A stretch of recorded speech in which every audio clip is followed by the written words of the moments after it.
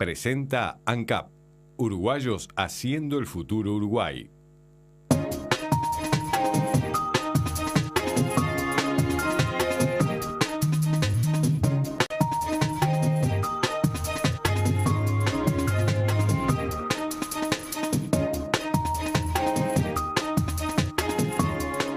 Amigos de todo el país, ¿qué tal? ¿Cómo están? Es un gusto saludarlos y bienvenidos a la edición central de Info TNU.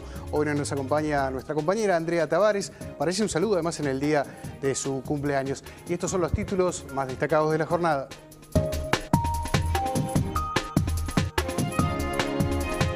Varios centenares de personas permanecen evacuadas en Artigas y Rivera debido a las intensas lluvias de este fin de semana. El río Cuareim ya superó los 10 metros.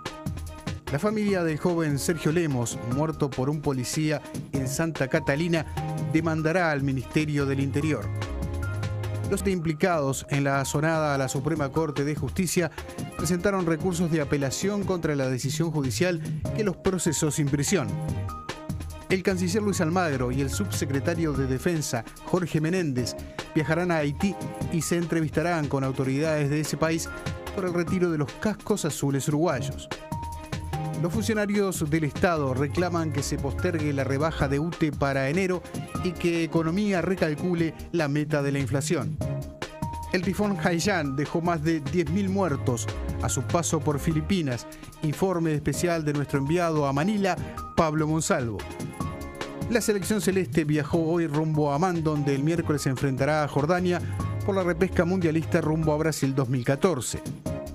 En la entrevista de hoy dialogamos con el director técnico Gustavo Ferrín, el último entrenador celeste que enfrentó a Jordania.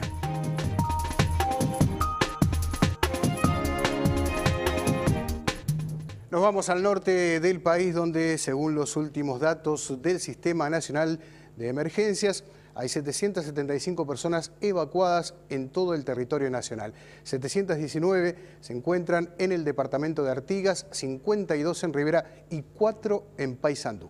Las intendencias coordinan la respuesta que abarca en la mayoría de los casos a familias que año a año tienen que abandonar sus hogares en virtud de vivir en cercanías de cursos de agua que se desbordan. En tanto, la Dirección Nacional de Meteorología cesó la advertencia naranja para el noreste del país. De acuerdo a lo informado por el Sistema Nacional de Emergencia, los registros de la Dirección Nacional de Meteorología indican que el máximo de precipitación nacional se registró en Charqueada, departamento de Artigas, con 223 milímetros.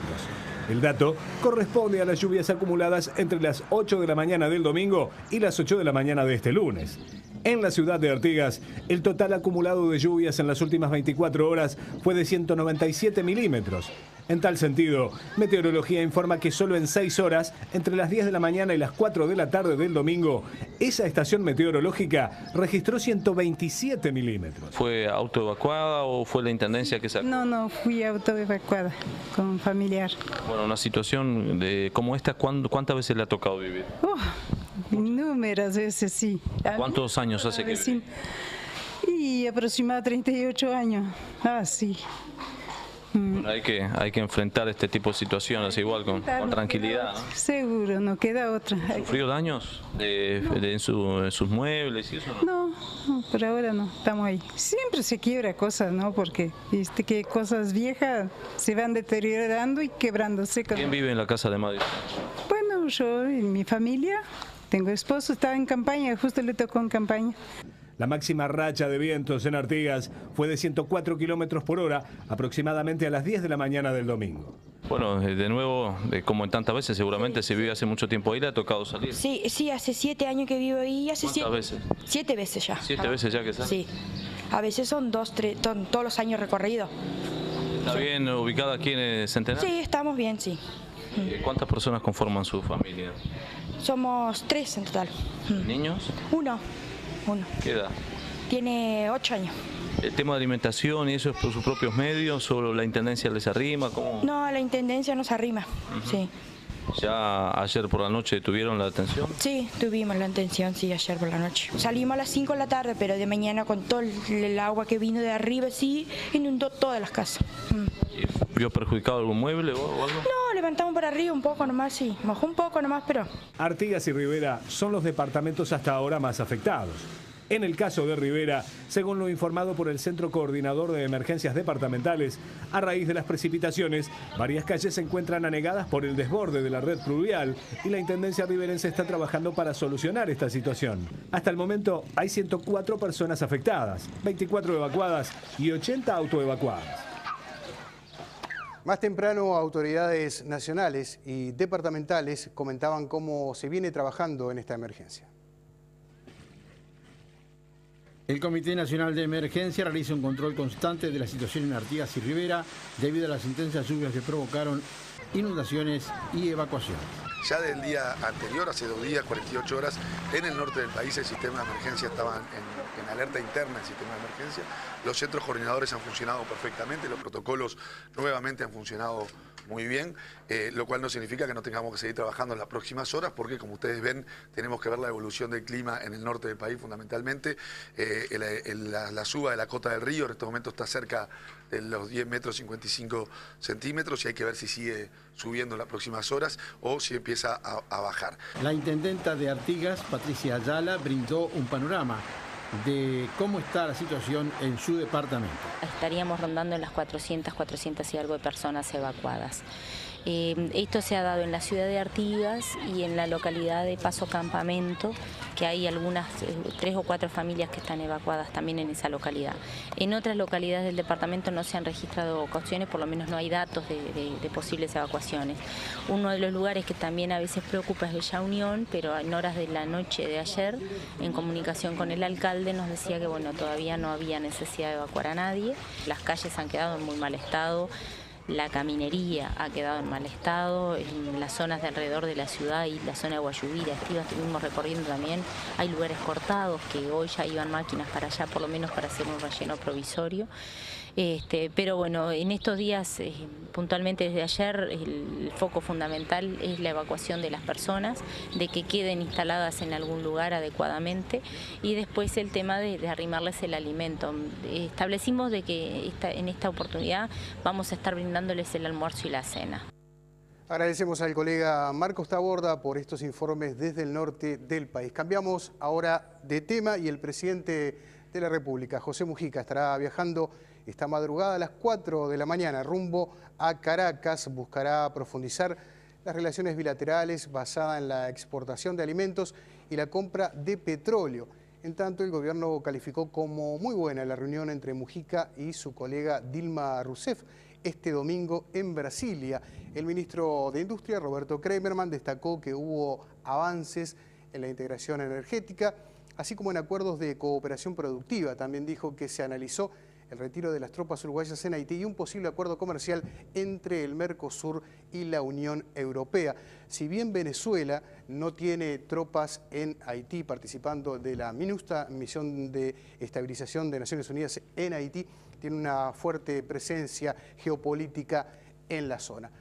Y precisamente sobre el tema de los cascos azules en Haití, de concretarse el retorno de las tropas, esto podría ocurrir cuando comience el próximo año.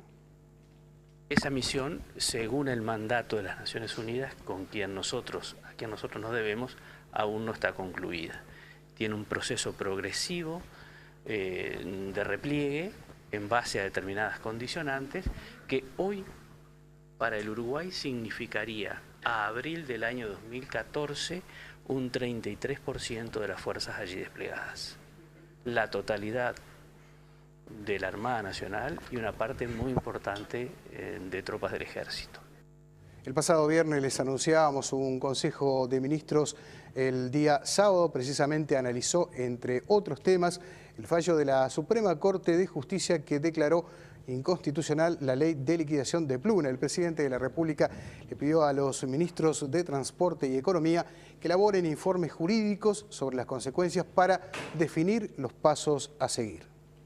Canepa dijo que el presidente José Mujica quiere contar con esos informes para poder evaluar el impacto de las decisiones que se vayan a adoptar. No fue un tema central del Consejo de Ministros, simplemente se informó que se está trabajando en esos informes y lo que va a esperarse es que, teniendo los informes con el impacto jurídico determinado, pues es un tema complejo desde el punto de vista jurídico, y viendo eso sobre la mesa se comunicará en su momento las decisiones que el gobierno adopte sobre esta materia.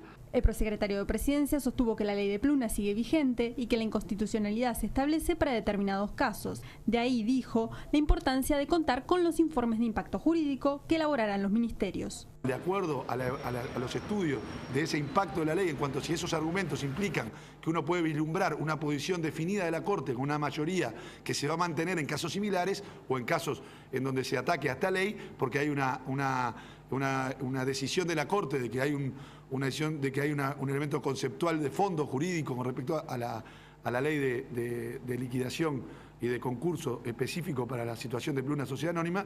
Frente a esa realidad se debe tomar una decisión diferente. En primer caso, si se envía la derogación o no de la norma, y en segundo caso, cuáles son las consecuencias frente a la situación que ustedes todos conocen de los aviones en fruto que estaban fuera de concurso, y si esto vuelve además a concursar, cuáles son los efectos que tiene. Hasta tanto no se cuente con esos informes, no se va a resolver qué se hará con los aviones cedidos a la empresa Alas Uruguay, creada por los extrabajadores de Pluna. En tanto quedó en suspenso el préstamo que el Fondo de Desarrollo, Fondes, iba a realizar a esta empresa por $15 millones. Finalmente, Jerarca señaló que no se discutió el pedido de renuncia de los ministros Pintado y Lorenzo que reclama la oposición. En tanto, esta mañana el ministro de Industria dijo que el gobierno mantiene su apoyo al proyecto de aerolíneas Alas U. Sin embargo, todo depende del alcance que tenga la declaración de inconstitucionalidad de la Suprema Corte de Justicia respecto al cierre de la ex Pluna. La decisión del apoyo al proyecto ya había sido hecha de antemano, o sea que la decisión de apoyo se mantiene. Lo que tiene que ver es en qué condiciones, como se viene avanzando por un camino determinado, fundamentado entonces en el tema de los aviones, en el préstamo del Fondes, lo que ahora hay que terminar de analizar, y bien se decía el otro día, es el aspecto de cómo se sigue con ese apoyo y cuáles son los elementos, pero por eso previamente la definición de cuáles son los alcances de esta declaración que hizo la Suprema Corte. Las personas procesadas el pasado 4 de noviembre por el delito de asonada presentaron hoy un recurso de apelación y de inconstitucionalidad. Si prospera este último recurso, que deberá dirimir la Suprema Corte de Justicia, su caso se cerrará y quedarían absueltos. Los procesados habían protestado en la sede de la corporación en febrero por el traslado de la jueza Mariana Mota de la órbita penal a la órbita civil. Los abogados hicieron hincapié en que los 7 procesamientos por asonada son arbitrarios. Si usted dice que es injusto que 7 personas fueran procesadas por asonada, más injusto capaz es 300, ¿o no? Claro, pero ¿sabe qué? Es menos arbitrario porque no funciona la selección. Justo son los radicales de izquierda los que vienen a ser procesados. No, la justicia selecciona, pero lo que está pidiendo su vía no es más grave que el delito de asonada, que es el delito de atentado. Mucho más grave, es pena penitenciaria. Los 7 procesados por asonada se presentaron junto a un grupo de militantes en el juzgado de la calle Misiones. Allí presentaron el recurso de inconstitucionalidad y el de apelación. El primero irá a la Suprema Corte de Justicia y el otro, que deberá aguardar ese resultado, al Tribunal de Apelaciones. ¿Qué es lo inconstitucional?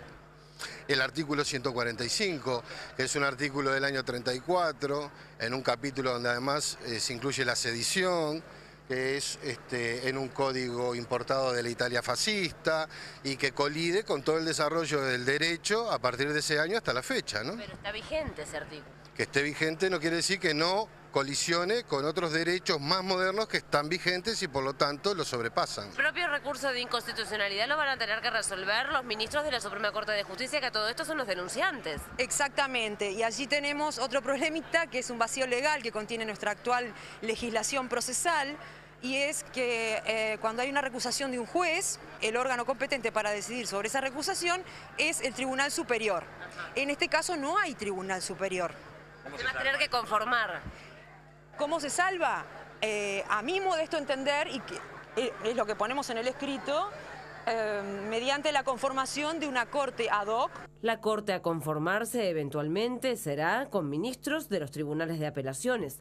La jueza penal que procesó por asonada, Gabriela Medialdo, fue trasladada a la órbita civil en acuerdo con la Suprema Corte de Justicia. La abogada de la familia del joven Sergio Lemos anunció que está preparando una demanda contra el Ministerio del Interior para que sean resarcidos los padres y hermanos por la muerte de este joven en manos de un policía el martes pasado en el barrio Santa Catalina. La abogada dijo que el reclamo se hará lo antes posible. En tanto, la jueza que entiende en el caso dijo que la reconstrucción del hecho, que aún no tiene fecha, no se hará en Santa Catalina.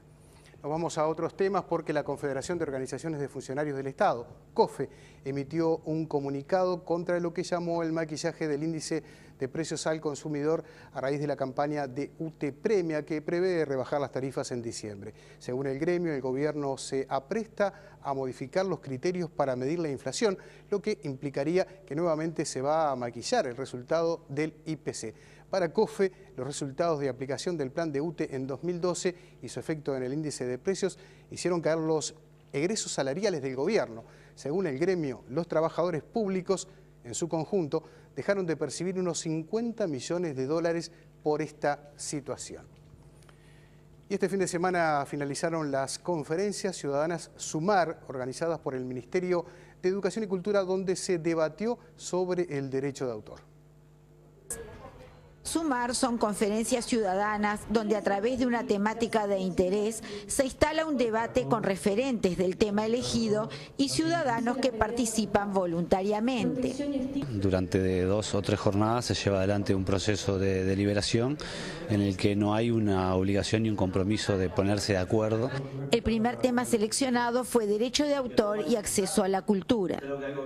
Existieron posiciones bien distintas, sin embargo se mantuvo evidentemente el respeto necesario para la discusión y el compromiso tanto de los ciudadanos como de los referentes de estar durante 3 jornadas discutiendo. Para nosotros ha sido absolutamente positivo y nos permite ya estar pensando en la plataforma SUMAR en las segundas conferencias para el año que viene. ¿Por qué se optó en primer lugar por derechos de autor? En realidad había varios temas en agenda. En la discusión de la rendición de cuentas de este año, el Ministerio de Educación y Cultura envió un artículo que refería a unas modificaciones en materia de derecho autoral y se generó un debate público a partir de ese tema y el ministro lo que hizo fue solicitar al Parlamento que se retire el artículo que se había enviado y se comprometió a realizar un debate público sobre el tema. SUMAR, a través de las conferencias ciudadanas, pretende promover la participación y generar opinión sobre temas de interés público. 20 mujeres clasificadoras participarán de una experiencia y capacitación laboral en fábricas de pasta. Esto surge de un acuerdo firmado hoy entre el Ministerio de Trabajo y una cámara empresarial con la participación de la Intendencia Municipal de Montevideo. Fabián Cardoso tiene los detalles. La capacitación en atención al cliente será el enfoque principal de esta experiencia, que durará aproximadamente 2 meses. Por ejemplo, la rutina, el llegar temprano, el aceptar integrar un equipo, son cosas nuevas, que de repente para alguien que trabaja en un lugar es lo más normal, pero no es normal para quien decide cada día la hora y la forma en que sale a trabajar. Además, se buscará influir en la formación de este grupo de mujeres clasificadoras, buscando incorporarlas al mercado del trabajo formal. Van a empezar a lo que es el manejo de la pasta, saber cómo se pesa, cómo se vende, cómo se envuelve, todas esas cosas que artesanalmente es importante para poder dejar que el cliente cuando llegue tenga un producto bien puesto para llevarlo a su casa. ¿Son varias fábricas las que van a estar colaborando en este proyecto? Sí, son varias fábricas que van a estar haciendo las pasantías para que las chicas se vayan adaptando y bueno, y después a medida que las fábricas vayan precisando alguna funcionaria, vamos a ir recurriendo al curso, a las chicas que hicieron el curso, ¿no? Que además van a estar capacitadas por eso. Silvia es clasificadora desde que era niña y toda su vida pasó esperando una posibilidad como la que ahora llegó. Es una oportunidad para poder salir y es un trabajo mucho más cómodo, mucho mejor que la clasificación. La intención de los organizadores es trasladar esta experiencia a otras cámaras empresariales.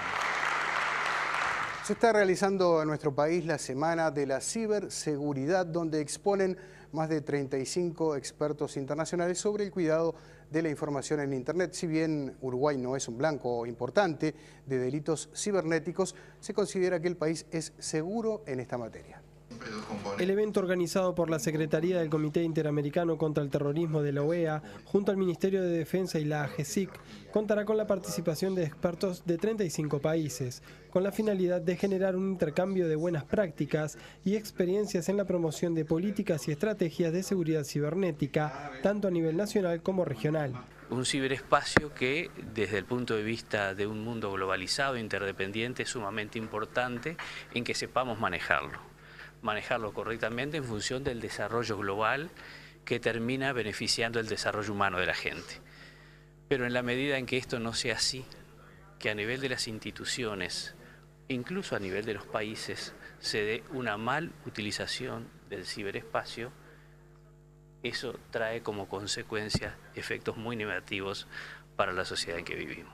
Para el embajador de la OEA en Uruguay, Internet está modificando al mundo como en su momento lo hizo la invención de la rueda. Sin embargo, señaló que hay que cuidar esta herramienta para que no sea mal utilizada. Si resultara que uno cada vez que va al banco a sacar plata a un cajero le roban, si no puede pagar su cuenta porque no funciona en la otra punta la información que pasa, o sea, la mejor tecnología que hemos encontrado para acelerar el desarrollo, para repartirlo bien, lo perderíamos. O sea, esta lucha contra quien quiere, digamos de manera ilegítima, aprovecharse de ella, es importantísima. Hay que ganarla, hay que estar a la cabeza.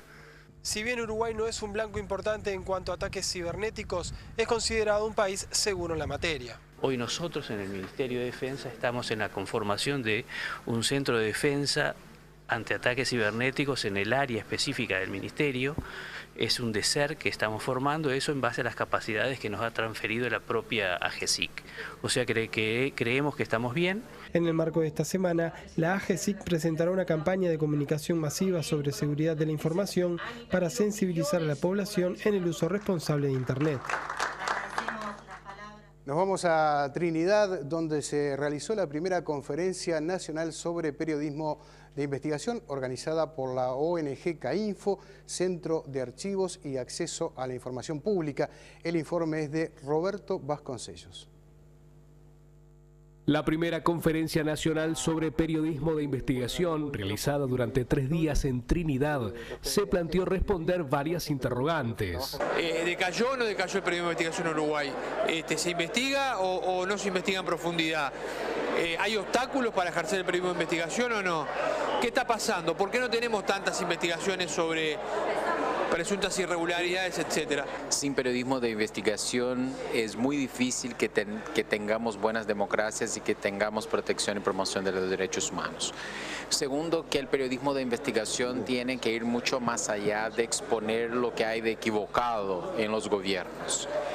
Hay que ampliar el abanico de actores a ser investigados, los gobiernos sí, pero también el poder legislativo, el poder judicial, el sector empresarial, las ONGs, las religiones. Más de 150 periodistas de Uruguay y la región participaron de la primera conferencia sobre periodismo de investigación, aprovechando las disertaciones brindadas por destacados profesionales. En materia de metodología para investigar, acceso a la información pública, cómo se hace periodismo de investigación en radio o en televisión. En la ocasión se dieron a conocer los 18 trabajos que participarán en un concurso sobre periodismo de investigación dirigido a estudiantes y profesionales, cuyo resultado se conocerá en mayo del año 2014. Desde Trinidad, Flores, Roberto Vasconcellos, Info TNU. Y en la información político-partidaria, el senador Pedro Bordaberry lanzó oficialmente su precandidatura a la presidencia por el Partido Colorado. En tanto, en el Partido Nacional, el precandidato Luis Lacalle Pou participó de un encuentro con mujeres militantes. El líder de Vamos Uruguay, Pedro Bordaberry, lanzó oficialmente este sábado con un acto en el Palacio Peñarol su precandidatura a la presidencia de la República por el Partido Colorado. En su discurso, Bordaberry señaló que quiere ser presidente de los uruguayos porque siente que puede hacer las cosas mejor de lo que se han hecho hasta ahora. También prometió poner énfasis en la educación y crear más escuelas y liceos de tiempos completos. En cuanto a la seguridad pública, dijo que la gente está harta de que la roben semana tras semana y aseguró que de ser presidente erradicará la pasta base de las calles para siempre. Otro de los puntos que señaló en su discurso fue la necesidad que, según el líder de Vamos Uruguay, existe de crear un sistema de salud que trabaje junto a los médicos. Por su parte, el precandidato nacionalista y líder del movimiento Todos hacia Adelante, Luis Lacalle Pou, se reunió con mujeres militantes de su partido. En la actividad, Lacalle Pou abordó el tema de las diferencias que aún existen en materia de género, por ejemplo en el ámbito laboral, y también hizo referencia al fenómeno de la violencia doméstica. Lacalle Pou sostuvo que aún hoy, a igual tarea, existe una remuneración más baja para la mujer con respecto al hombre.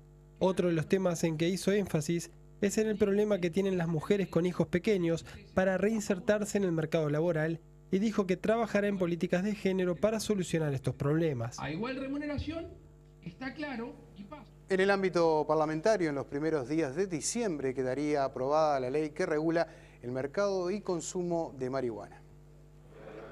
Quedan pocos días para que una comisión del Senado finalice el estudio de la normativa que regula el mercado del cannabis en Uruguay. Por lo que tengo entendido, el proyecto sería aprobado con las mismas características que fue aprobado por nosotros en la Cámara de Diputados. Eso va a hacer que ya al salir del Senado va a quedar sancionada la ley. Dado que el Parlamento no puede aprobar aumento de gastos, se requiere el uso de recursos existentes para crear el Instituto Nacional del Cannabis. Hay la posibilidad de generar contratos. El comité, la dirección del Instituto del Cannabis está conformada por varios ministerios que poseen recursos. Por lo tanto, para una implementación que siempre va a ser gradual, el inicio, están las condiciones dadas y no hay restricciones desde el punto de vista presupuestal que impidan que el instituto se pueda crear y pueda comenzar a funcionar. El Poder Ejecutivo ya está trabajando en el diseño de la reglamentación para que en abril de 2014 se pueda aplicar la ley. Se realizó en Melo un encuentro organizado por vecinos con integrantes de la Facultad de Ciencias y representantes del Ministerio Público para debatir sobre la megaminería a cielo abierto. Con los detalles, José Luis Barbosa.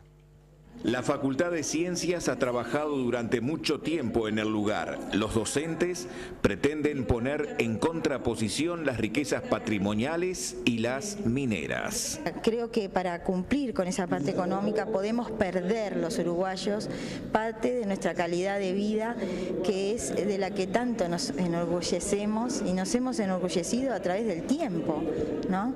Entonces, bueno, es un poquito eso lo que yo vengo a plantear desde mi visión, ¿no?, de bióloga, de paleontóloga y de conocedora de estas rocas donde se piensan hacer estos proyectos. La ley de megaminería intenta legitimar o justificar un daño ambiental prohibido en la Constitución.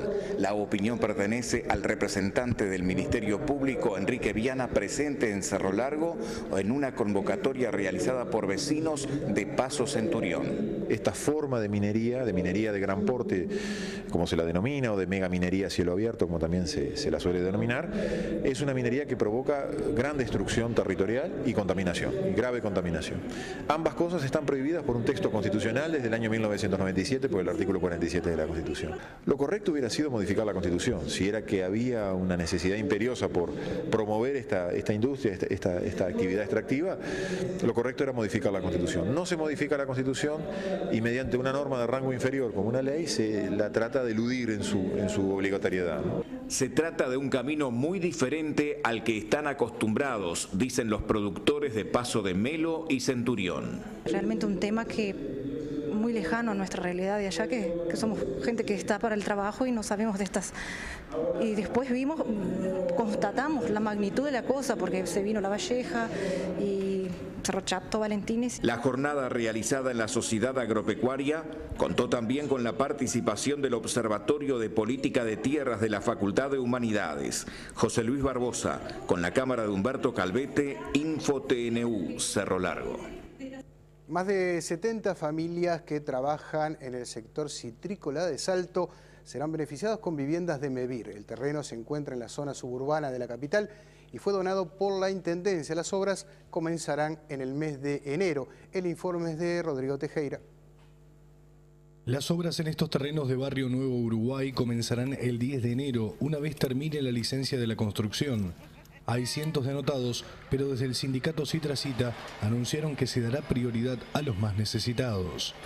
De tantos años nosotros esperando nuestra casa digna, hoy sinceramente podemos decirlo con orgullo, vamos a camino a eso. Como tú dices, son 70 familias que se van a ver beneficiados con nuestro plan Eso, como tú decías, es algo que se está trabajando del 2006. Tenemos que trabajar 96 horas mensuales, como todo sistema de medir. Es como tú decías, una nueva experiencia piloto en Uruguay y más tanta cantidad de viviendas para los trabajadores de la agricultura. Y es bueno recalcar que esto salió a un trabajo conjunto, sindicato, Ministerio de Ganadería, MEVIR, Ministerio de Vivienda e Intendencia de Salto. O sea, se trabajó mucho. Tras las heladas que azotaron la región 2 años atrás y una crisis en el sector, el gobierno nacional implementó políticas para paliar la situación. Hoy, los cítricos uruguayos se exportan a decenas de países y en pocos días llegarán los primeros contenedores a los Estados Unidos.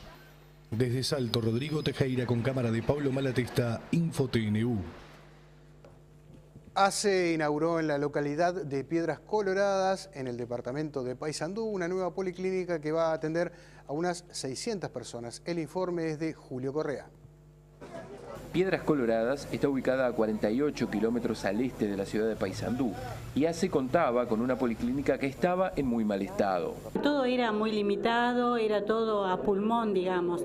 La policlínica estaba muy deteriorada y bueno, hoy podemos dar gracias a Dios porque tenemos una policlínica hermosa, con todo el confort que la gente se merece. Estoy del 2010 en este cargo y vengo de otras realidades.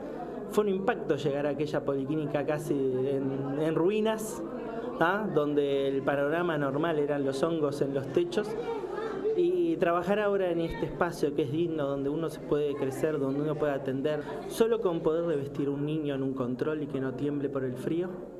Ese es el agradecimiento. ACE dispone de varios modelos de policlínicas para la atención en el primer nivel y se construye el que corresponda de acuerdo a las necesidades de la población de cada localidad. Este es un modelo intermedio que supone la inversión de 3.500.000 pesos en la infraestructura física y alrededor de 1 millón de pesos en equipamiento, que está adecuado a la población de referencia de esta localidad y de su área de referencia, con los recursos humanos adecuados también a esta realidad. Desde Paysandú, Julio Correa, InfoTNU. Nos quedamos en ese departamento porque la Suprema Corte de Justicia inauguró el 5º Centro de Mediación del Interior. Allí se procura lograr acuerdos entre las partes para evitar que los casos lleguen a juicio. Los centros de mediación en Montevideo logran acuerdo en el 97% de los casos en que se presentan las dos partes a negociar y en el interior se están comenzando a instalar ahora. Hace muy poquito que empezaron a funcionar. Maldonado, Piriápolis, Salto, hace poco que lo inauguramos, y Las Piedras, y ahora Paysandú. La Corte está empeñada en poner centros de mediación en todo el país, en cada capital departamental primero y después donde se necesite. Pero para eso necesitamos colaboración de la Intendencia o de algún ministerio como el MIDES o Salud Pública en alguna otra oportunidad. En Paysandú, el centro de mediación se instaló en la oficina territorial del Ministerio de Desarrollo Social. El Ministerio de Desarrollo Social es un ministerio en donde los temas de la convivencia y de las estrategias de convivencia están siempre presentes. La mediación es una estrategia de convivencia. De hecho, nosotros tenemos estrategias de este tipo, por ejemplo, en liceos y en otros lugares que tienen que ver con mediación entre jóvenes. El centro de mediación atenderá en forma gratuita y sin necesidad de abogados y cada cual discute y debate su posición frente al profesional idóneo en mediación que les aconsejará qué camino seguir para resolver el problema. Desde Paysandú, Julio Correa, InfoTNU. El volumen de producción de la industria manufacturera local, sin incluir la refinería de ANCAP, registró un descenso interanual del 7,3% en el mes de septiembre. Sin embargo, la comparación para el acumulado de los primeros 9 meses del año muestra un incremento del 0,9%. El dato económico lo aporta, como siempre, el Instituto Uruguay 21. Vemos ahora la cotización de las principales monedas en el mercado de cambios local. La cotización de la moneda es una presentación del Banco República, el banco del año. No tuvo variantes el precio del dólar, que en la compra cerró a 21.25 y en la venta 21.80. El dólar interbancario billete bajó a 21.550. Se mantuvo el peso argentino 1.80, 2.80. Bajó el real 8.45, 9.95 y el euro billete por su parte subió 28.30 en la compra, 29.40 en la venta. La unidad indexada al alza 2.7196.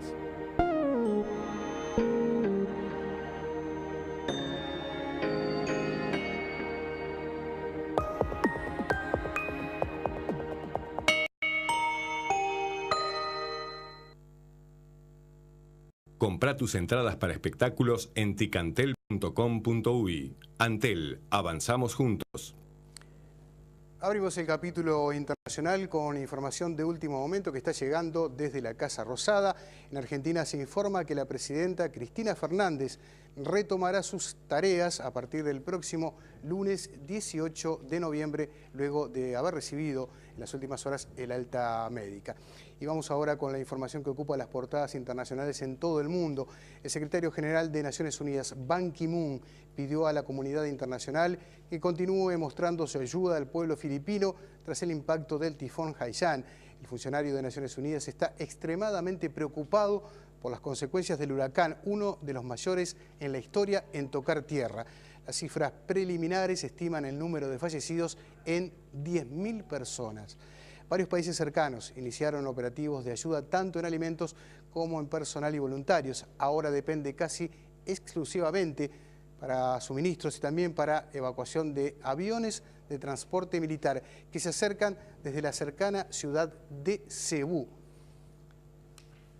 Y precisamente a Cebú, en Filipinas, nos vamos con este informe de nuestro enviado, Pablo Monsalvo. A casi 3 días de su impacto en este país, se está tomando verdadera dimensión del alcance del feroz tifón Haiyan o Yolanda. El gobierno filipino decretó el estado de emergencia nacional para evitar que se especule con el precio de bienes de urgente necesidad, tales como comida y combustible. El número de muertos es aún incierto, pero se cuentan en miles. Y los afectados por la devastación, según Naciones Unidas, podrían llegar a los 9,5 millones de personas. Calculamos que un 90% de la zona afectada está severamente dañada. La gente vive en centros de evacuados. Muchos aún duermen en las calles porque los centros están colmados y prefieren permanecer cerca de sus casas por la amenaza constante de los saqueos, explica. Las imágenes son terribles. Casas destruidas totalmente, calles bloqueadas por ramas de árboles, personas deambulando en busca de alimentos, hambre, sed y violencia, ya que se desató una ola de saqueos que obligó a las Fuerzas Armadas a intervenir. Estamos haciendo lo mejor que podemos para asegurar que no haya delincuencia, distribuyendo ayuda humanitaria y coordinando tareas con los gobiernos locales para darle una mano a la gente en lo que necesiten. Por ejemplo, distribuyendo comida y limpiando las calles de obstáculos tales como árboles. La ayuda humanitaria internacional está llegando rápidamente a Manila, pero con enorme dificultad logística a la zona más afectada por la tragedia. El aeropuerto de la ciudad de Tacloban, prácticamente borrada del mapa, recibe solamente aviones militares cargados de víveres. Pero la necesidad es tan grande que la capacidad operativa no da abasto y la gente se desespera. Las necesidades urgentes son tiendas de campaña, agua, comidas listas para ser consumidas, ya que no se pueden cocinar, y leche para los niños, destaca. El degradado tifón impactó con baja intensidad en Vietnam, donde se evacuó a más de 1 millón de personas.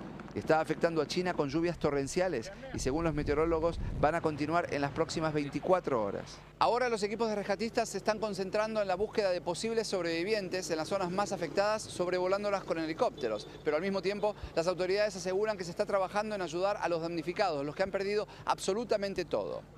Desde Cebú, Filipinas, Pablo Monsalvo, Info TNU.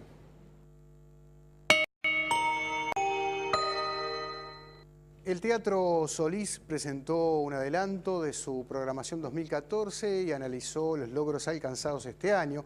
En el evento se destacó también la puesta en marcha de la tarjeta Montevideo Libre, que va a beneficiar a 60.000 estudiantes uruguayos con entrada gratuita a espectáculos culturales. Majo Borges con los detalles.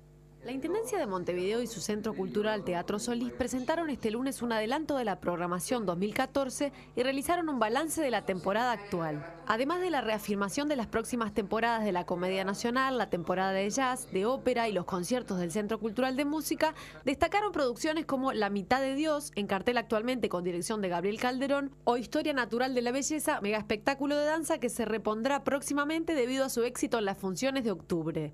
La directora de la Comedia Nacional, Margarita Musto, relató los logros alcanzados en esta temporada, destacando las giras de la comedia por los barrios, y contó que una de las aspiraciones para el año próximo es que haya presentaciones de la compañía en verano, así como la realización de obras de la Comedia Nacional para niños.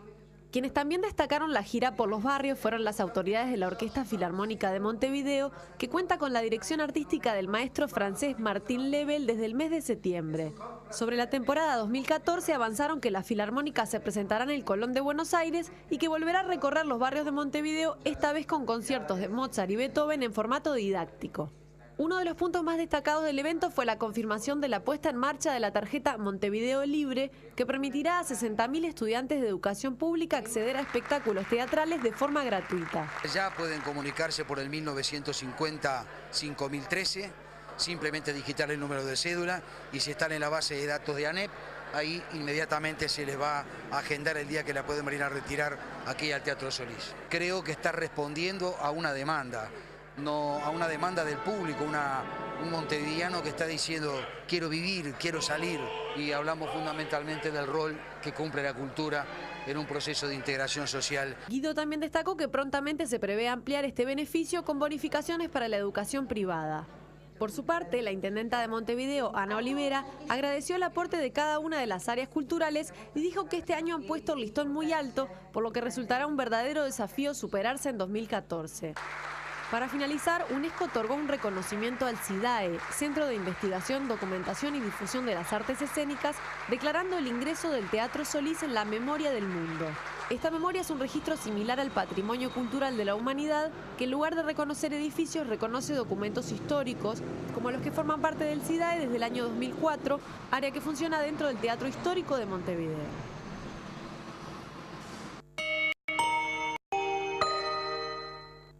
Buenas noches, arrancamos a desarrollar la información deportiva con las noticias de la jornada, si les parece. Llegó Uruguay a Mana, Jordania, y por eso vamos a estar en un ratito hablando del partido junto a Gustavo Ferrín, que enfrentó con la Sub-20 a la selección de Jordania. Ahí está Nacional, porque la mesa tiene que definir si cambia los derechos con Cerro Largo y el partido se juega acá en Montevideo. Hoy por la Liga de Básquet Nacional, Unión Atlética, Goes Tabaré y Atenas frente a Montevideo. 3 partidos entonces por la Liga Uruguaya de Básquet. Vamos a hablar del campeonato local. Fútbol internacional, Barcelona le ganó a Betis. Mirá lo que hizo Neymar, por favor. Atlético empató con Villarreal. Ganó el United en Inglaterra frente al Arsenal, que iba puntero y quedó a 2 puntos el Liverpool de Suárez. Este es el golazo de Pogba para la victoria de la Juventus frente a Napoli. Mirá, qué lindo, qué linda definición. Y Boca le ganó a Tigre en la hora con un gol de Cata Díaz. Algunas de las noticias importantes del fin de semana y también de la jornada de hoy. Hay que hablar con datos. El tema, sin dudas, el lunes en el ambiente local fue lo que sigue sucediendo con Peñarol. Ganó solamente 2 partidos de 10, volvió a perder. Está 13º el equipo de Goncalves. Nacional perdió el jueves su 3er partido y Danubio está puntero. ¿Por qué? Porque perdió solamente un partido en el torneo, frente a Wanderers. River se prende en la definición, pero con sufrimiento. De volea, con pica al suelo, Alanis quiebra el partido. Santos intuye lo que pasará y anticipa su marcador. Juventud reaccionó y aunque se pelean para hacerlo, es Renzo Pozzi el que define. 20 minutos más tarde, Jonathan Blanes mete una pegada formidable para empatar. Pero a 7 del final, Lucas Olaza acaricia la pelota para sufrir bien arriba. Peñarol comenzó con una sonrisa en la cara cuando Macaluso se sorprendió por lo solo que estaba dentro del área y no perdonó. Las carencias de uno y las virtudes del otro. Peñarol marca mal y Sudamérica acelera y define con Ángel Luna. Pero marcar mal es esto. Con zagueros ausentes, Mieres solo debe proponerse festejar. Genialidad, gambeta endiablada del talentoso Jonathan Alves, que tiene pinta de revelación de la apertura. Clase de cra, la de Novik, para engañar con el cuerpo y apenas tocar la pelota desde los 11 metros. Danubio lo ganó por olfato de gol y liga de líder. Alves rompe el arco para que festejen todos en Marones. Bueno, ahí estaba la victoria de Danubio, que quedó como puntero. Además ganó Wanderers, ganó Cerro, con un gran partido otra vez de Romario Acuña, y además hizo un gol Pandiani, que erró un penal, y Miramar sigue siendo el equipo que no ganó en este torneo local. En el Viera, Wanderers se hace fuerte. Maxi Olivera, de esos zurdos que ya no abundan, invade el área y hace el primero. Gastón Rodríguez, a fuerza de talento, agranda la distancia para el bohemio. Walter Gerardo se trepa en las alturas para anotarse el primer gol a lo Pandiani en el torneo. De penal, otra vez Rodríguez amaga a matar y termina facturando Mancito. Pastorini llega con el arco de frente y asegura la victoria de Wanderers. Colombini es el encargado de decorar el marcador en el Viera. Fabricio Núñez inclinó la balanza por testarudo de gol, pelota para pelear y enredarla entre la red. Cuando el más chiquito te hace un gol de cabeza dentro del área hay algo que funciona mal. Mérito gigante de Romario Acuña. La confianza dentro del área es mala compañera, te roban la pelota y Jonathan Iglesias termina festejando. Centro llovido que pide a gritos las manos de un arquero. Álvaro Melo casi no salta para convertir. Julio Aguilar acompañaba la jugada esperando su momento, pase al medio y salto a la fama. Con todo empatado, jamás se puede dejar solo un goleador. Ellos saben dónde pararse para recibir. Acuña termina pidiéndole perdón a sus exhinchas. A través de las vidrieras. Les contábamos que Uruguay llegó a Jordania. Mirá, de esta forma llegó. Vemos imágenes, Aeropuerto Internacional, Quinalia de Amán. Ahí llegó Uruguay entonces. Mañana conferencia de prensa de Oscar Washington Tabárez. Seguramente confirmación del equipo. El hotel de Meridian. Ahí está Quique Kierzenbaum también, el corresponsal de Televisión Nacional. Vamos a tener una previa diferente, que es lo que buscamos de este partido, conociendo un poco más de Medio Oriente, de Jordania, de cómo viven el partido. Vamos a hablar ahora con Gustavo Ferrín, que enfrentó a Jordania con la Sub-20, pero que trabajó en Angola. Y vamos a hablar de esos países, a ver qué importancia le dan al fútbol también y lo que significa para ellos este tipo de partidos. Ahí estaba la selección sin equipo confirmado, pero bueno, Silva el arquero, Martín Silva, Maxi Pereira, Lugano, Godini y el pelado Cáceres, Arévalo Ríos de contención, hasta ahí sin problema. Después Gargano, Lodeiro en la mitad de la cancha, Ramírez, Oestuani, el Cebolla, Suárez y Cavani. Hay dos dudas que mañana seguramente Tabárez lo va a confirmar. El equipo no creo que espere hasta el último día del partido. Hay que ver, casi siempre lo hace el día de la conferencia. Quique Kierzenbaum conversó con el Nico Lodeiro. Un partido lindo y bueno, una situación que me tocó jugar la vez pasada y bueno, tratar de aprovechar esta nueva oportunidad. Está la posibilidad y uno está contento porque sabe que está preparado y bueno, esperando si se confirma, bueno, bienvenido, y si no se confirma, tratar de estar preparado por si toca durante el partido o el próximo partido. Bueno, y en esa forma que les contábamos que buscamos de vivir esta previa, arrancamos con el primer informe de Quique Kierzenbaum desde Amán, desde Jordania. La imagen del rey Abdalá II controla el horizonte de cada esquina en Amán. La monarquía hachemita gobierna Jordania desde su creación. Con un primer ministro nombrado por el rey y un parlamento elegido en elecciones democráticas, el rey Abdalá gobierna su país con una flexibilidad que le ha permitido evitar que la primavera árabe llegue a su país a pesar de una crisis económica creciente. Para entender un poco cómo vive la monarquía en Jordania, InfoTNU se dirigió al Museo Real del Automóvil en Jordania, que cuenta la historia de la familia real por intermedio de sus autos. En el museo hay unos 85 autos y motos, lujosas limusinas y autos deportivos modernos. La colección cuenta con coches Rolls-Royce, Mercedes-Benz, Ferrari, Porsche, Lincoln y otras muchas marcas famosas. Pero en el barrio Widat, en Amán Oriental, la crisis económica influida por una gran cantidad de inmigrantes sirios, 1,5 millones aproximadamente, que han escapado de la guerra civil, se hace sentir. La llegada de los refugiados ha causado mucha presión a Jordania. Es una carga difícil de llevar. Parte de los refugiados están tomando puestos de trabajos de empleados jordanos. Así que esto sin duda nos ha afectado, nos cuenta en su tienda Abu Ahmad. El barrio Wasdat es conocido por el amor al fútbol. Hinchas del cuadro que lleva el nombre del barrio y uno de los grandes de Jordania, Abu Ahmad, nos dio su perspectiva para el partido con Uruguay. Con la ayuda de Dios, Jordania ganará. Será un partido muy difícil, pero con la ayuda de Dios creo que lo lograremos. Si pienso en un resultado, creo que con la ayuda de Dios les ganaremos 1-0. Con miras al partido del miércoles, los jordanos están más que nada preocupados por conseguir entradas para el partido. Con una población de 3 millones de personas en Amán, la gente ve difícil conseguir una de las 25.000 entradas del partido. Desde Amán, Quique Kierzenbaum, InfoTNU.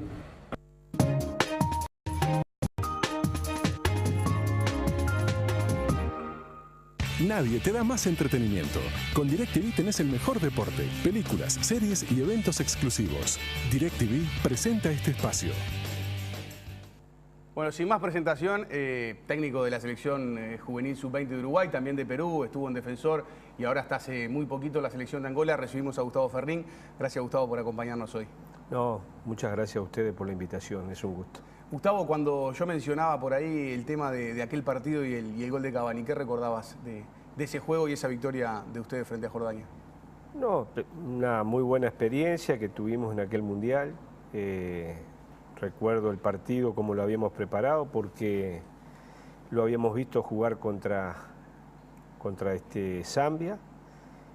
Y bueno, más o menos las características de todos los que están hablando hoy, de aquella selección, creo que tiene 4 futbolistas que participan este miércoles.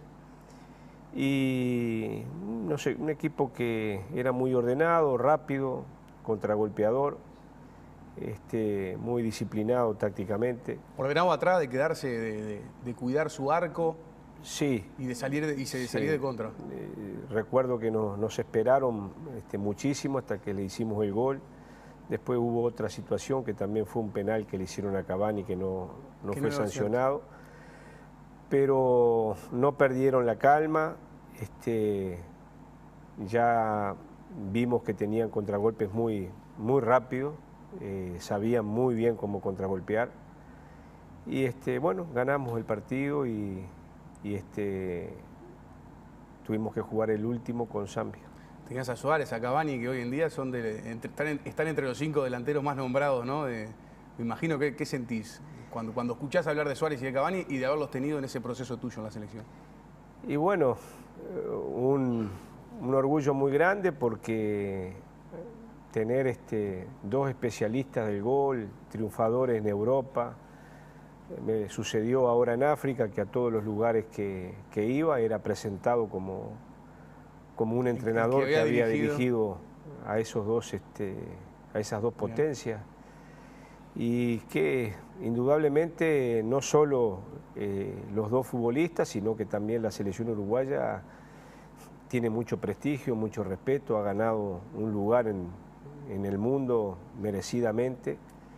Y creo que eso nos ha favorecido para nuestro trabajo.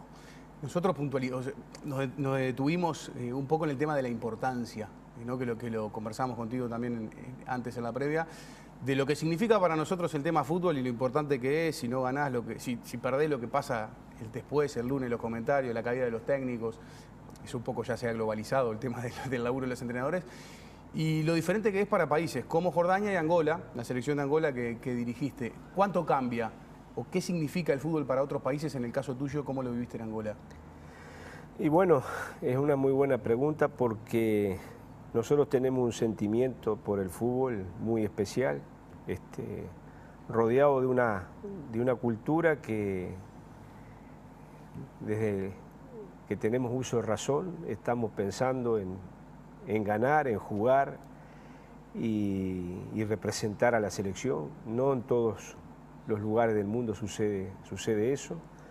Nosotros preguntábamos a algún futbolista de la sub-20 cuáles eran las aspiraciones que tenían y no tenían muy claro si era triunfar en la selección, jugar en ligas importantes de Europa. Selección de Angola. Preguntaban a los jugadores y no tenían de repente ese sueño que lo tenían. Las aspiraciones tal vez es comprensible porque países que vienen con tantos años de guerra, hoy cumplen 38 años creo de independencia. Colonia portuguesa, Angola. Sí, 11 de noviembre.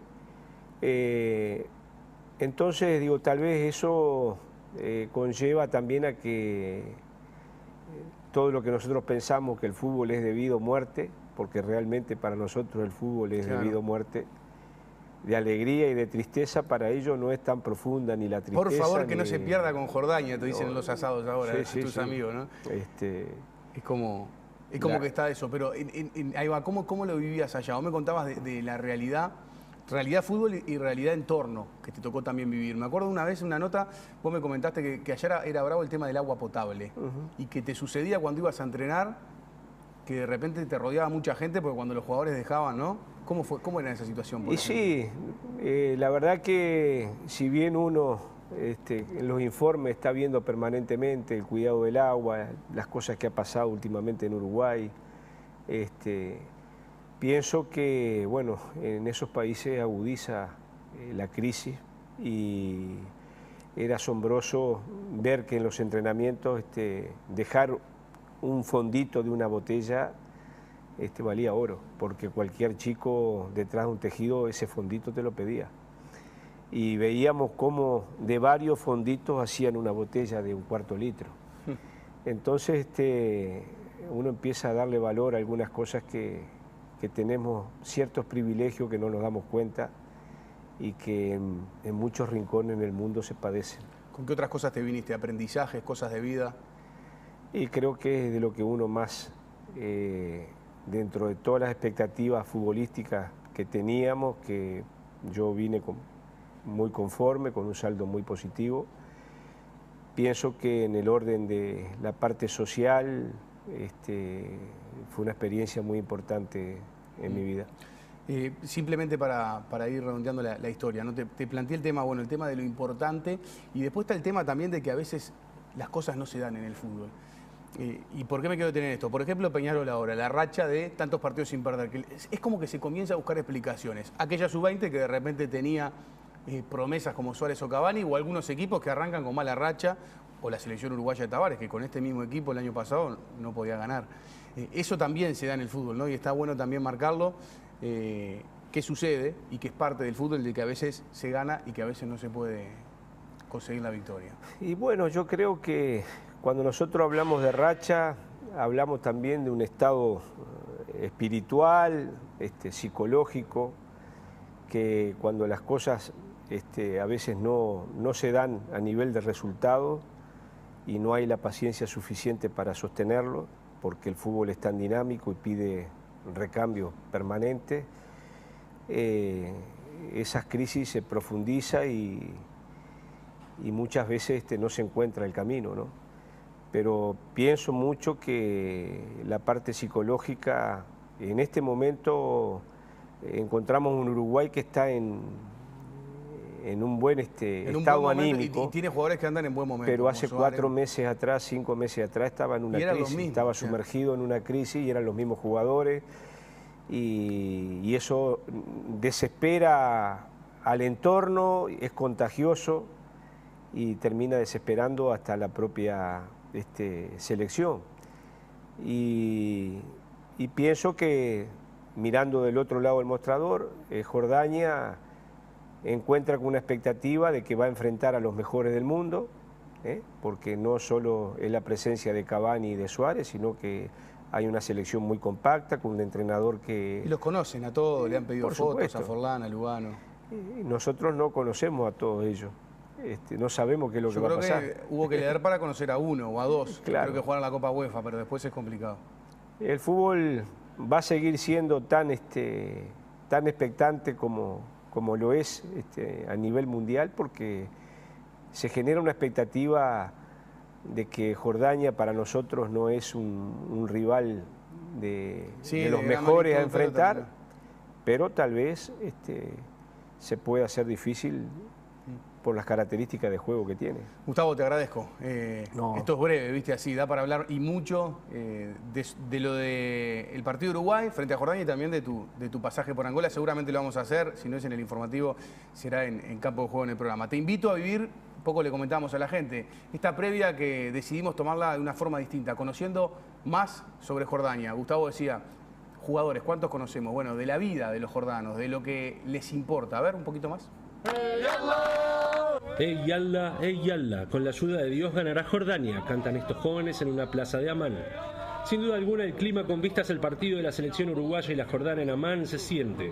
En los parques y las calles de Amán, los nombres de Suárez y Cavani se pueden escuchar en conversaciones en árabe. En las calles, con el eslogan "Vamos a Brasil", anuncian el partido del miércoles. Nosotros le damos la bienvenida a los uruguayos y nos alegramos de poder ver jugadores como Suárez, Cavani y Forlán. Yo iré al estadio seguro con mi familia. Tenemos chances de hacer un buen partido y con la ayuda de Dios capaz que ganamos. Quiero ver a Cavani y a Suárez jugando. El fútbol es una gran diversión para mí y juego mucho. Estoy muy contento de que la selección haya logrado llegar tan lejos y con la ayuda de Dios iré al estadio. Este partido es importante porque a muchos de los jordanos les gusta el fútbol. Nuestro equipo no tiene la experiencia que tiene Uruguay porque muchos de los uruguayos juegan en las ligas más importantes de Europa. Creo que perderemos 4-5-0, pero quiero ver a Cavani, a Suárez y a Forlán. El pasto del estadio ha mejorado un poco desde la semana pasada y se ultiman los detalles para el partido, que incluyen una nueva foto del difunto rey Hussein. Las entradas para los jordanos se pondrán en venta solo mañana por temor a la falsificación de las mismas. Desde Amán, Quique Kierzenbaum, InfoTNU. Nadie te da más entretenimiento. Con DirecTV tenés el mejor deporte, películas, series y eventos exclusivos. DirecTV presentó este espacio.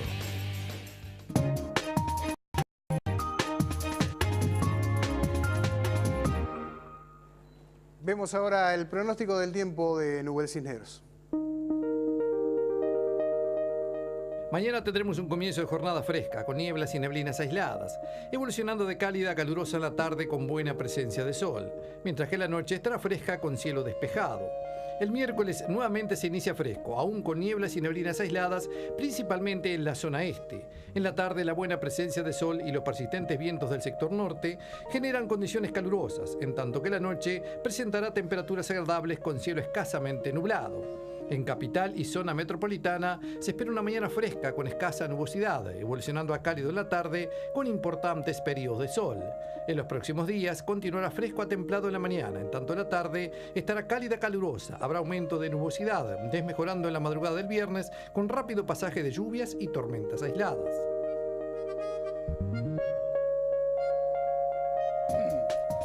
Amigos, estaremos siguiendo con atención lo que está ocurriendo en el norte del país, en particular en el departamento de Artigas y en Rivera, con los informes del Sistema Nacional de Emergencias. La actualización informativa, como siempre, llega a la medianoche en la edición del cierre con Carlos Rodríguez y Georgina Mayo. De mi parte será hasta mañana. No se vayan, que ya viene Gran Reserva.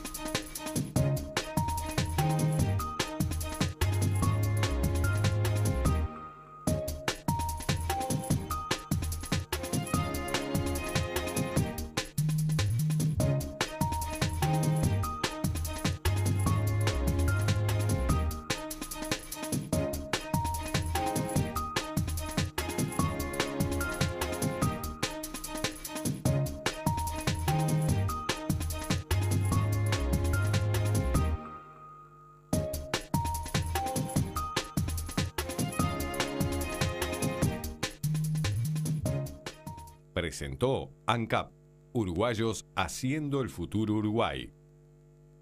Presenta ANCAP, Uruguayos haciendo el futuro Uruguay.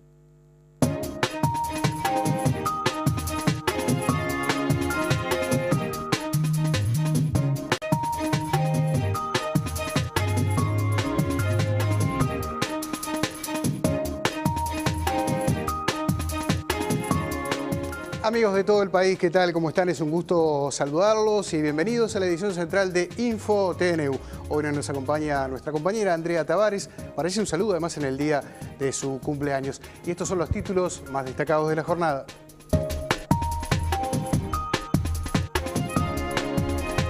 Varios centenares de personas permanecen evacuadas en Artigas y Rivera debido a las intensas lluvias de este fin de semana. El río Cuareim ya superó los 10 metros. La familia del joven Sergio Lemos, muerto por un policía en Santa Catalina, demandará al Ministerio del Interior. Los implicados en la sonada a la Suprema Corte de Justicia presentaron recursos de apelación contra la decisión judicial que los procesó sin prisión. El canciller Luis Almagro y el subsecretario de Defensa, Jorge Menéndez, viajarán a Haití y se entrevistarán con autoridades de ese país por el retiro de los cascos azules uruguayos.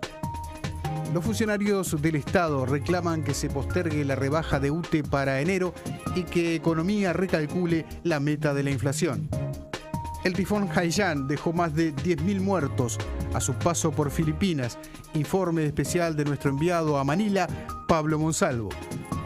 La selección celeste viajó hoy rumbo a Amán, donde el miércoles se enfrentará a Jordania por la repesca mundialista rumbo a Brasil 2014. En la entrevista de hoy dialogamos con el director técnico Gustavo Ferrín, el último entrenador celeste que enfrentó a Jordania.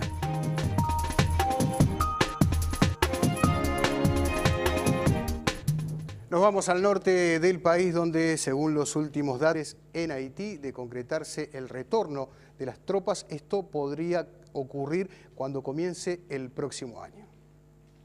Esa misión, según el mandato de las Naciones Unidas, a quien nosotros nos debemos, aún no está concluida. Tiene un proceso progresivo de repliegue en base a determinadas condicionantes que hoy para el Uruguay significaría a abril del año 2014 un 33% de las fuerzas allí desplegadas. La totalidad de la Armada Nacional y una parte muy importante de tropas del Ejército. El pasado viernes les anunciábamos un Consejo de Ministros el día sábado, precisamente analizó, entre otros temas, el fallo de la Suprema Corte de Justicia que declaró inconstitucional la ley de liquidación de Pluna. El presidente de la República le pidió a los ministros de Transporte y Economía que elaboren informes jurídicos sobre las consecuencias para definir los pasos a seguir. Canepa dijo que el presidente José Mujica quiere contar con esos informes para poder evaluar el impacto de las decisiones que se vayan a adoptar. No fue un tema central del Consejo de Ministros, simplemente se informó que se está trabajando en esos informes y lo que va a esperarse es que, teniendo los informes con el impacto jurídico determinado, pues un tema complejo desde el punto de vista jurídico, y viendo eso sobre la mesa, se comunicará en su momento las decisiones que el gobierno adopte sobre esta materia. El prosecretario de Presidencia sostuvo que la ley de Pluna sigue vigente y que la inconstitucionalidad se establece para determinados casos. De ahí, dijo, la importancia de contar con los informes de impacto jurídico que elaborarán los ministerios. De acuerdo a los estudios de ese impacto de la ley, en cuanto a si esos argumentos implican que uno puede vislumbrar una posición definida de la Corte con una mayoría que se va a mantener en casos similares o en casos en donde se ataque a esta ley, porque hay una decisión de la Corte de que hay un elemento conceptual de fondo jurídico con respecto a la ley de liquidación y de concurso. Estaríamos rondando en las 400 y algo de personas evacuadas. Esto se ha dado en la ciudad de Artigas y en la localidad de Paso Campamento, que hay algunas 3 o 4 familias que están evacuadas también en esa localidad. En otras localidades del departamento no se han registrado cuestiones, por lo menos no hay datos de posibles evacuaciones. Uno de los lugares que también a veces preocupa es Bella Unión, pero en horas de la noche de ayer, en comunicación con el alcalde, nos decía que bueno, todavía no había necesidad de evacuar a nadie. Las calles han quedado en muy mal estado. La caminería ha quedado en mal estado, en las zonas de alrededor de la ciudad y la zona de Guayubira, estuvimos recorriendo también, hay lugares cortados que hoy ya iban máquinas para allá, por lo menos para hacer un relleno provisorio. Pero bueno, en estos días, puntualmente desde ayer, el foco fundamental es la evacuación de las personas, de que queden instaladas en algún lugar adecuadamente y después el tema de arrimarles el alimento. Establecimos de que en esta oportunidad vamos a estar brindándoles el almuerzo y la cena. Agradecemos al colega Marcos Taborda por estos informes desde el norte del país. Cambiamos ahora de tema y el presidente de la República, José Mujica, estará viajando esta madrugada a las 4 de la mañana rumbo a Caracas. Buscará profundizar las relaciones bilaterales basadas en la exportación de alimentos y la compra de petróleo. En tanto, el gobierno calificó como muy buena la reunión entre Mujica y su colega Dilma Rousseff este domingo en Brasilia. El ministro de Industria, Roberto Kramerman, destacó que hubo avances en la integración energética, así como en acuerdos de cooperación productiva. También dijo que se analizó el retiro de las tropas uruguayas en Haití y un posible acuerdo comercial entre el Mercosur y la Unión Europea. Si bien Venezuela no tiene tropas en Haití participando de la MINUSTA, misión de estabilización de Naciones Unidas en Haití, tiene una fuerte presencia geopolítica en la zona. Y precisamente sobre el tema de los cascos azules del Sistema Nacional de Emergencias, hay 775 personas evacuadas en todo el territorio nacional. 719 se encuentran en el departamento de Artigas, 52 en Rivera y 4 en Paysandú. Las intendencias coordinan la respuesta que abarca en la mayoría de los casos a familias que año a año tienen que abandonar sus hogares en virtud de vivir en cercanías de cursos de agua que se desbordan. En tanto, la Dirección Nacional de Meteorología cesó la advertencia naranja para el noreste del país. De acuerdo a lo informado por el Sistema Nacional de Emergencia, los registros de la Dirección Nacional de Meteorología indican que el máximo de precipitación nacional se registró en Charqueada, departamento de Artigas, con 223 milímetros. El dato corresponde a las lluvias acumuladas entre las 8 de la mañana del domingo y las 8 de la mañana de este lunes. En la ciudad de Artigas, el total acumulado de lluvias en las últimas 24 horas fue de 197 milímetros. En tal sentido, Meteorología informa que solo en 6 horas, entre las 10 de la mañana y las 4 de la tarde del domingo, esa estación meteorológica registró 127 milímetros. ¿Fue autoevacuada o fue la intendencia que sacó? No, fui autoevacuada con familiar. Bueno, una situación como esta, ¿cuántas veces le ha tocado vivir? Números veces, sí. ¿Cuántos años hace que vive? Y aproximadamente 38 años. Sí.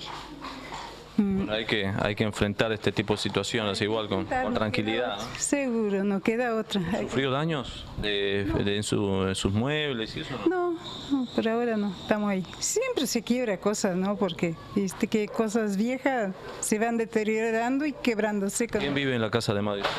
Bueno, yo y mi familia. Tengo esposo, estaba en campaña, justo le tocó en campaña. La máxima racha de vientos en Artigas fue de 104 kilómetros por hora, aproximadamente a las 10 de la mañana del domingo.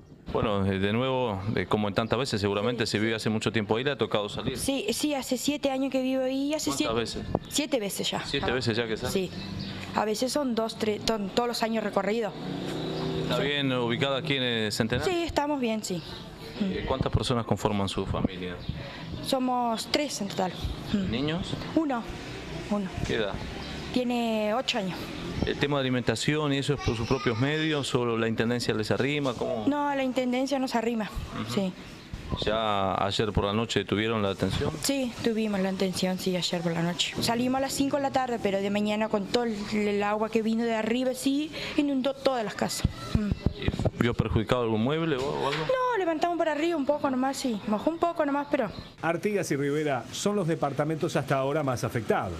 En el caso de Rivera, según lo informado por el Centro Coordinador de Emergencias Departamentales, a raíz de las precipitaciones, varias calles se encuentran anegadas por el desborde de la red pluvial y la Intendencia riverense está trabajando para solucionar esta situación. Hasta el momento hay 104 personas afectadas, 24 evacuadas y 80 autoevacuadas. Más temprano, autoridades nacionales y departamentales comentaban cómo se viene trabajando en esta emergencia. El Comité Nacional de Emergencia realiza un control constante de la situación en Artigas y Rivera debido a las intensas lluvias que provocaron inundaciones y evacuaciones. Ya del día anterior, hace 2 días, 48 horas, en el norte del país el sistema de emergencia estaba en alerta interna del sistema de emergencia. Los centros coordinadores han funcionado perfectamente, los protocolos nuevamente han funcionado muy bien, lo cual no significa que no tengamos que seguir trabajando en las próximas horas, porque como ustedes ven, tenemos que ver la evolución del clima en el norte del país fundamentalmente. La suba de la cota del río en este momento está cerca de los 10 metros 55 centímetros y hay que ver si sigue subiendo en las próximas horas o si empieza a bajar. La intendenta de Artigas, Patricia Ayala, brindó un panorama de cómo está la situación en su departamento.